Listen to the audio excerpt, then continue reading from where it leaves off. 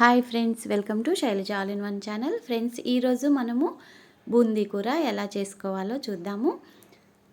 ఇది కొంచెం వెరైటీగా తినాలనుకున్నప్పుడు చేసుకుంటానికి చాలా బాగుంటుందండి. దీనికి ఫస్ట్ మనం స్టవ్ మీద గిన్నె పెట్టుకొని అందులో ఆయిల్ వేసుకొని తర్వాత తాలింపు గింజలు వేసుకొని వేయించుకోవాలి. తర్వాత ఉల్లిపాయ ముక్కలు, పచ్చిమిరపకాయ ముక్కలు, కరివేపాకు కూడా వేసుకొని వేయించుకోవాలి. ఇవి కొంచెం వేగాక ఇందులో పసుపు కూడా వేసుకొని ఒకసారి కలుపుకోవాలి. ఆ తర్వాత ఇందులో కొంచెం అల్లం వెల్లుల్లి పేస్ట్ వేసుకోవాలి.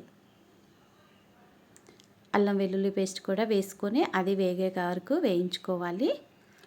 మనకి ఇది కూరగాయలు లేనప్పుడు కూడా చాలా ఈజీగా ఉంటుందండి కర్రీ చేసుకోవడానికి. అల్లం వెల్లుల్లి పేస్ట్ వేగాక ఇందులో సన్నగా కట్ చేసుకున్న టమాటాలు వేసుకోవాలి.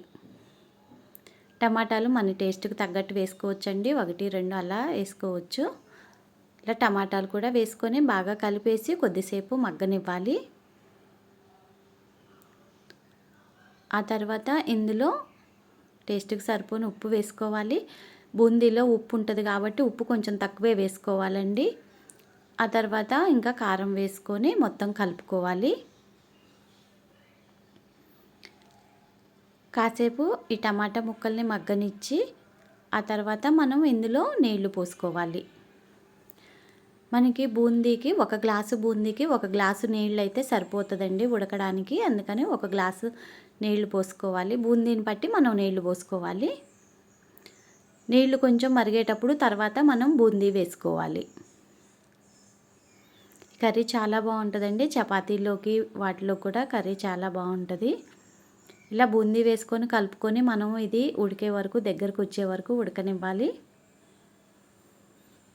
మనకి ఇట్లా పులుసులాగా కావాలనుకుంటే ఇలా కొంచెం ఉడికాక బంద్ చేసుకోవచ్చండి. లేదు దగ్గరికి రావాలి అనుకుంటే పూర్తిగా ఉడకనివ్వాలి. ఇది చాలా సింపుల్గా ఈజీగా అయిపోతుందండి కర్రీ. ఒక 5-10 మినిట్స్లోనే మనకి కర్రీ అయిపోతుంది.